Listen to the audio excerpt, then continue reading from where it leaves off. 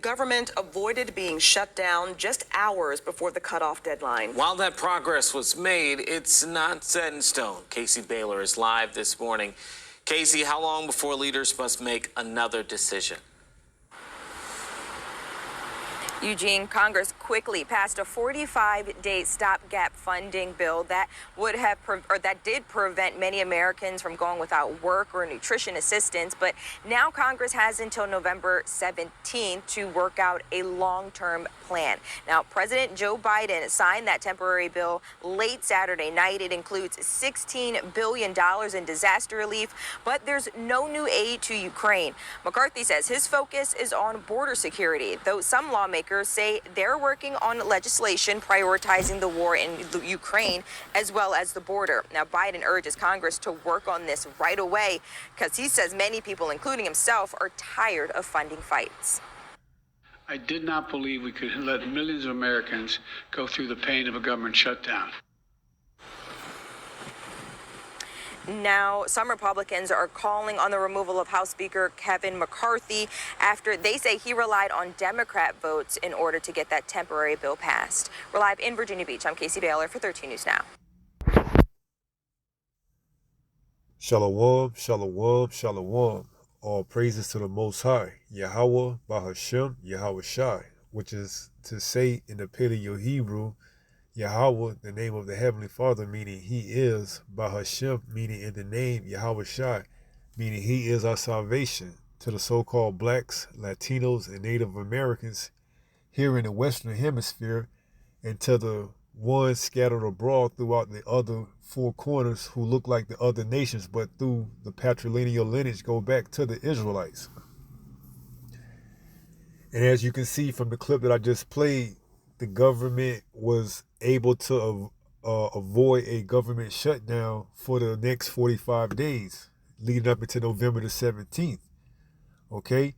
And one of the talking points that Biden said was, we can't afford another war, to fund another war, because this could potentially, impact that decision that has to be made on November the 17th. So we can't afford another, war to fund, okay? Which is going to bring up part 2 of this when I go into the next clip. And this is Isaiah 19, verse 14. And it says, Yahweh have mingled a perverse spirit in the midst thereof, and they have caused Egypt to err in every work thereof, as a drunken man staggereth in his vomit. Right. So Yahweh have put this, have mingled a perverse spirit in the midst thereof to make them think, that they're going to be able to avoid, not going into conflict and, having this government shutdown per se under wraps, and things just seem to, work how it's supposed to accordingly. What am I talking about? You're going to see it in the next video. Okay? So let's go to Jeremiah 50. And let's pick up at verse 23. It says, how is the hammer of the whole earth cut asunder and broken? How is Babylon become a desolation among the nations? 24. I have laid a snare for thee, and thou art also taken, O Babylon, and thou wast not aware. Thou art found and also caught, because thou hast striven against Yahweh. So going back to Isaiah 19,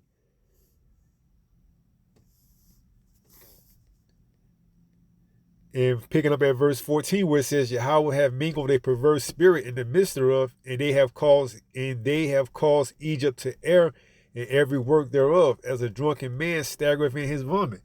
Right. Egypt representing Babylon, which is America. America doesn't even know that they've been, caught and put into a snare by Yahweh, through these prophecies. They thinking that they got one up on the people, but little do they know, they fulfilling prophecy. Biden saying that what? he don't want to fund another war. And then this is leading up to, prior to this thing that's popping off over there in the land of Israel with those inhabitants that's not, the true inhabitants of that land going against another inhabitant over a land that don't belong to neither one of them. Okay? That video was prior to that happening. And we're going to see once that little skirmish or war, whatever you want to call it, happened, we're going to see if Biden kept to his word as opposed to him not wanting to fund another war. So it says, neither shall there be any work for Egypt which the head or tail, branch or rush may do. Okay? So this is all in the midst of a government shutdown being avoided and having to be, reevaluated November the 17th, which is less than a month away. Okay? So we're going to see how it plays out this time around, because you heard Biden said it could have long-term effects. They're looking for something long-term so they don't have to keep pushing the date back. So in that same regards, if they shut down this government this time around, it could have profound impact on the people who rely on government assistance. Whether it's your Social Security, whether it's, WIC, whether it's jobs, like government jobs such as TSA, up to the higher rank in Congress and Senate, or whether it's, those who need, programs, special programs and what have you, such as SNAP, a supplemental food program, we're going to see the profound impact that this, war could have on the U.S. economy. And we pray that it's dramatic, that it has profound impact on the U.S. economy. So much that it could cause the U.S. dollar to sink. Okay? So this says, neither shall there be any work for Egypt, which the head or tail, branch or rush may do. We're going to get that in prophecy as well. In that day shall Egypt be like unto a woman, and it shall be afraid and fear because of the shaking of the hand of Yahweh of hosts, which he shaketh over it. And we read it in Jeremiah 50 and 23. How was the hammer of the earth cut asunder? Yahweh have, Yahweh have put a snare for him. See, the hammer representing the U.S. military, the power structure of this Western hemisphere being, headed by the American military, Yahweh have laid a snare for them. And they have not known it. See, they thinking they so, powerful and high and mighty that they can't be taken down. But Yahweh have opened up, his armory to these other nations, that can rival the U.S. military, if not surpass it. And also, America just in general. Yahweh have laid a snare for them. And it's all biblical prophecy. And we reading it. There's not going to be any work that the head nor what? Tail, what does it say? Branch or rush may do.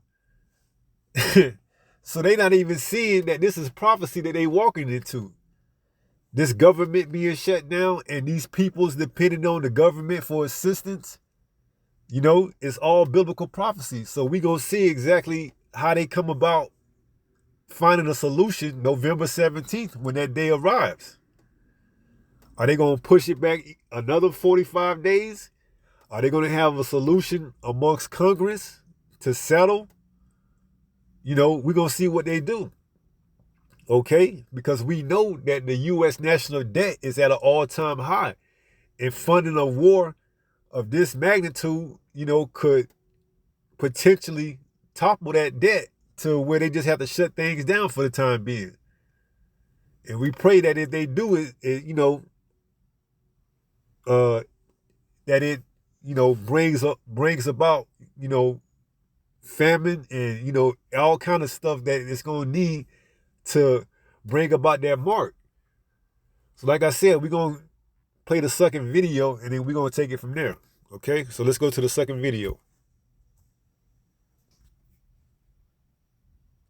Has it. Hey, Eamon.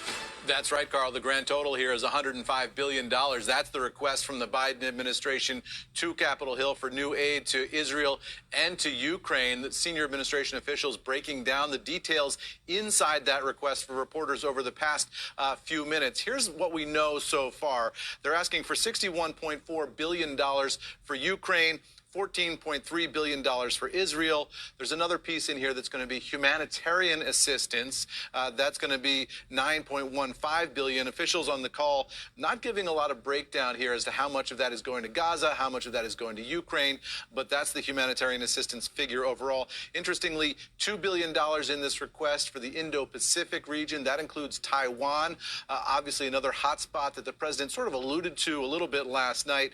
Border operations here in the United States, that request is $6.4 billion. There's a whole breakdown of what that money would go to, but the president here signaling that he needs more funding for the border and security there here in the United States. Overall, $105 billion is the total figure here. And interestingly, Carl, this letter is sent now to Capitol Hill. It's being sent to the Speaker pro tempore, Patrick McHenry. That's because there is no Speaker of the House right now, and it's not possible for Congress to move forward on this appropriations request until there is a speaker elected. So not clear exactly when Congress would be able to move forward with this if Republicans on Capitol Hill can't pull their conference together and elect a Speaker of the House in the coming days. And then, of course, the question is, what priorities do Republicans have for this funding on Capitol Hill, and how would they change this request? A request from the president is just an ask. It's Congress that ultimately spends the money. Carl, back over to you. As the AP just wrote, White House seeking swift action despite House chaos.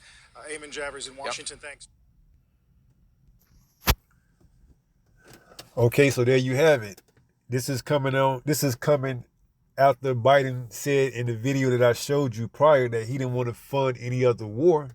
Now he's talking about funding, giving aid to this, thing that popped off over there in the land of Israel with the Palestine.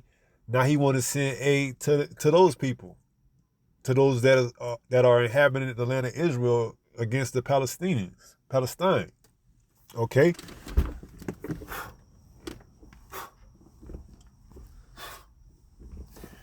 So you seeing, you seeing Biden saying one thing and doing another.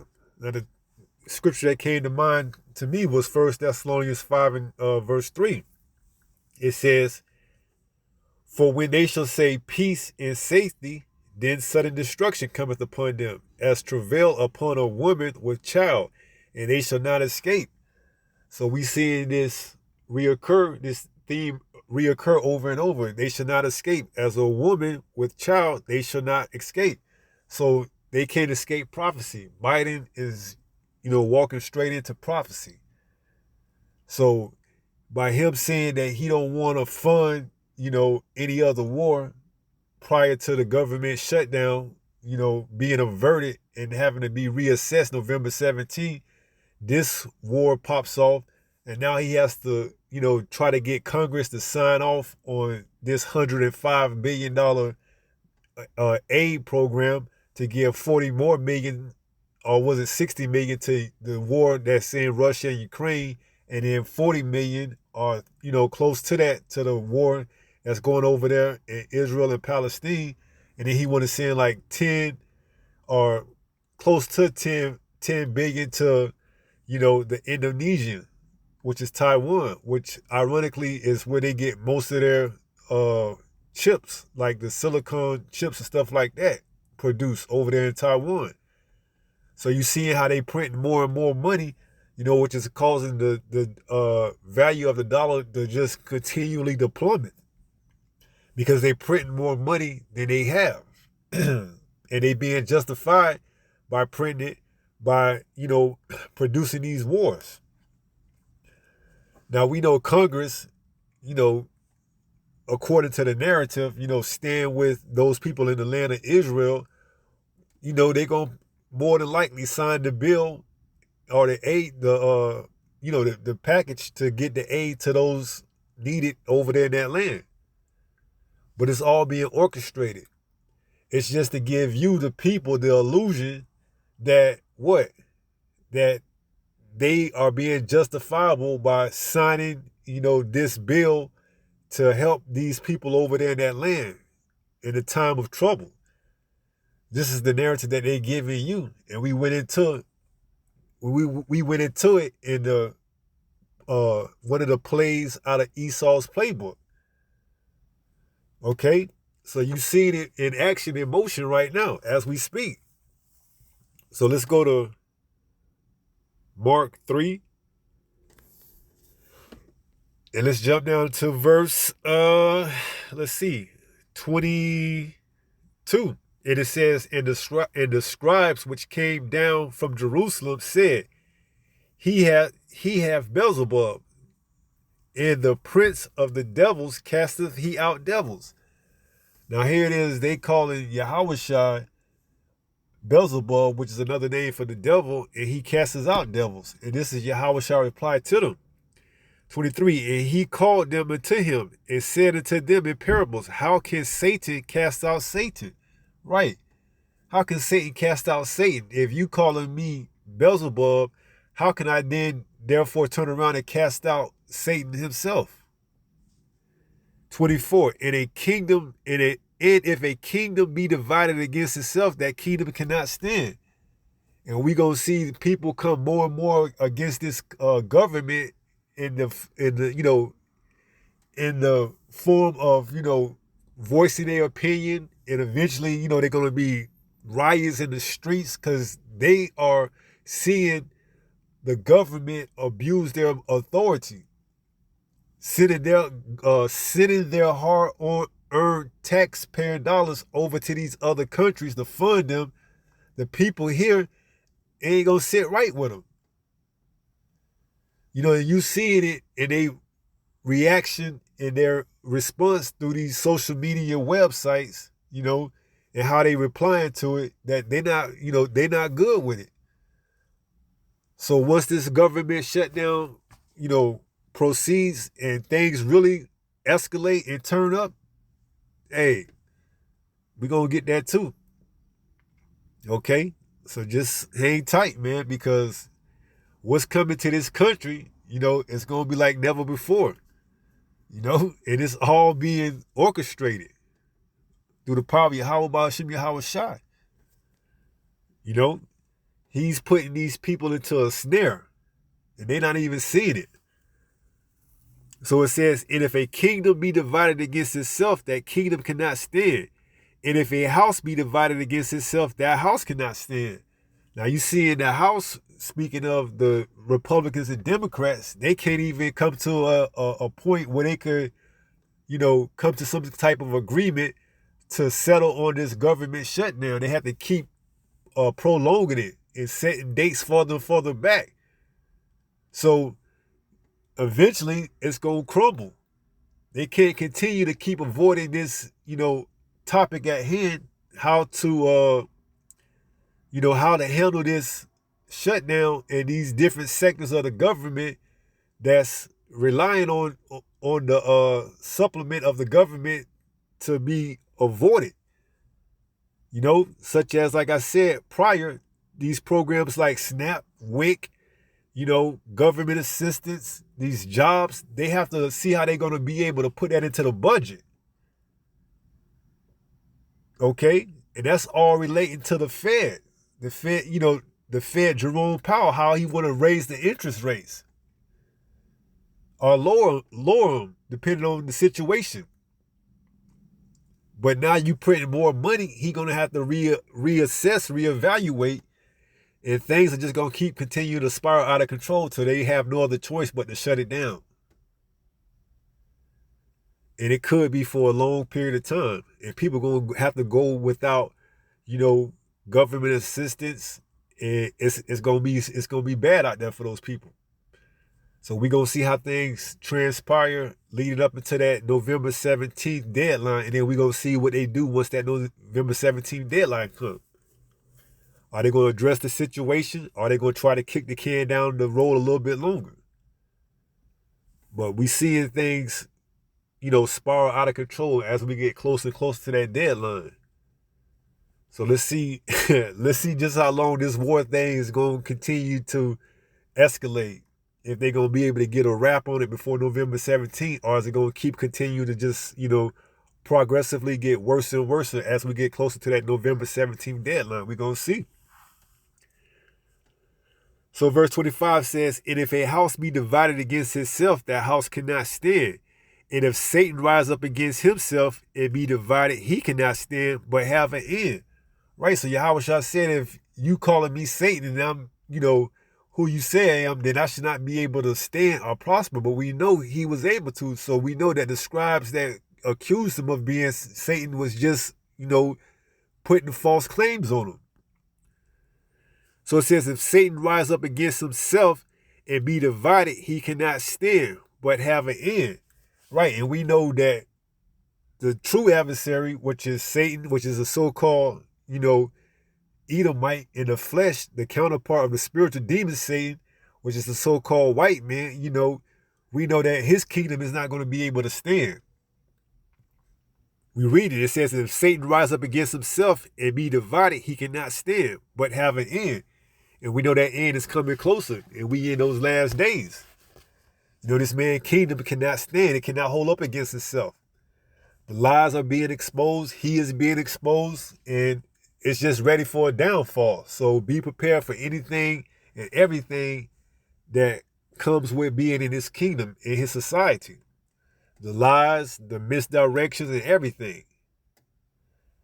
Him telling you that on one hand that he can't fund another war, but then on the other hand, let's send $105 billion in aid to these wars that's being currently, fought right now. You can see the hypocrisy. So it says, verse 27, no man can enter into a strong man's house and spoil his goods, except he will first bind the strong man, and then he will spoil his house. So this man's house has been spoiled. His goods are there for the taking, man. And it says what? He will first bind the strong man and then will spoil his house.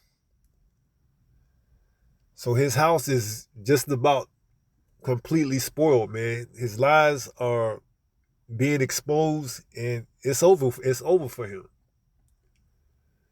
Now let's go to Matthew. And what is it? 24. And let's go to verse 4. And Yahweh shall answer and said unto them, take heed that no man deceive you. For many shall come in my name, saying, I am Christ, Hamashiach, and shall deceive many. And we know by those people saying that they the true people of that land, that they've deceiving a lot of people, even many people. Okay?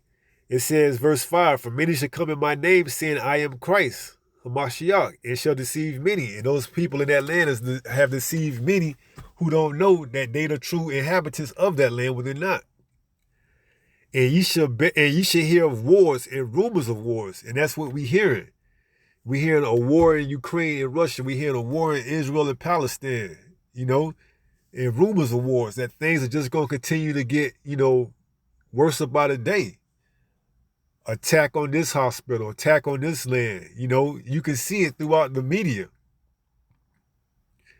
It says, see that ye be not troubled. For all these things must come to pass, but the end is not yet. So don't be troubled, because the end is not yet. And we know there's other prophecies that have to be fulfilled before the end comes. The famine of the word, Jacob's trouble, and the mark. For nation shall rise against nation, and kingdom against kingdom, and there should be famines. Okay? So through the act of them figuring out whether or not they're going to, shut down the government and give aid to these other countries, the nations are rising up against each other, and then the kingdom is rising up against his own kingdom. The people here in America is going up against their own government, not happy with the outcome that his government is, providing for them. Now they have to suffer on the behalf of other countries because the government wants to send aid to the other countries and further impacting the well-being of the people here in his own country, in his own land.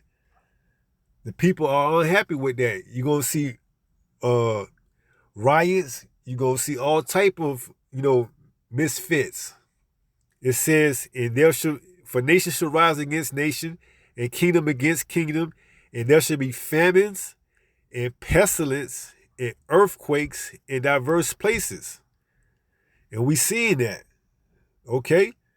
We seen famines. We gonna see famines again. We seen earthquakes. We seen pestilence. This thing ain't over with these diseases. They gonna pop back up too. Just give it time. In diverse places. You're gonna see it in places that you wouldn't normally see it. So this is all biblical prophecy. And we exposing Esau's playbook, play by play. So you don't get taken by surprise. It says all these are the beginning of sorrows. So these are just the beginning of sorrows. Wait till we get into the midst of the sorrows. When the famine of the word hit, where you can't find the truth and find out what's really going on. Then Esau playbook is going to be deep to those who don't have a clue of what's going on. Esau going to be able to run plays all over. Esau's going to be able to run plays all over them people. Because without this truth, this word, to the average Joe Smo, Esau playbook goes deeper than the ocean, man. So it says, for nation shall rise against nation. And you're going to see it. You see it in here, the division amongst people who support the Israelis and those who support the Palestinians. It says, in kingdom against kingdom. And you seeing this kingdom going up against this kingdom. And in general, you seeing the kingdom here of Babylon, the inhabitants going up against their own government. And there should be famines, no work in Egypt. It's going to create, for people who rely on Egypt, the inability to support themselves and have the essential needs that they need, such as food, water, and shelter. And pestilence. And we know, if you've been keeping up, they just did a test October 4th. There's whistleblowers allegedly that said that that's going to, have an impact on certain pestilence. So we're just going to see how things play out as we get closer and closer to that time. And earthquakes. Now, this is literal earthquakes, and it could also go into earthquakes as far as uproars, riots, in diverse places. So we going to see.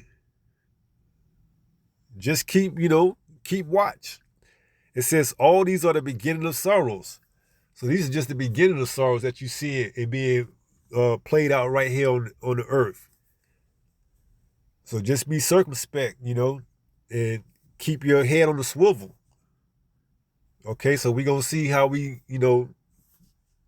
keep things, we're going to see how we keep things, in front of us so that we don't get sidetracked. So let's go to 1 Peter 5:8 and let's close it out from there.